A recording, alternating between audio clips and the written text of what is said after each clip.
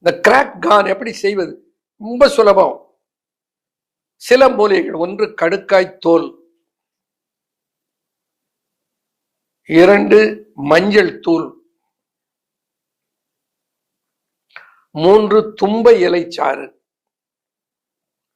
4 சோற்றுக்கற்றாழையின் சோறு. கடுக்காய் தூள், மஞ்சள், தும்பைச்சாறு, சோற்றுக்கற்றாழையின் சாறு. இது 4ஐயும் சேர்த்து தண்ணீரில் கொதிக்க வைத்து நன்றாக கொதித்த பின்னால் அதை வடிகட்டி எடுத்துக்கொள்ளுங்கள். 2-3 முறை வடிச்சிடணும். அதில் திப்பி வரக்கூடாது. 2-3ஆக துணியை மடித்து கூட வடிச்சிடணும். இப்போ 2 தயாரிப்புகளை நீங்கள் பண்ணணும். 1 கடைகளில் விற்கிறது கிளிசரின், 2வது எலுமிச்சம்பழச்சாறு. கிளிசரின் எவ்வளவு, எலுமிச்சம்பழ சாறு எவ்வளவு?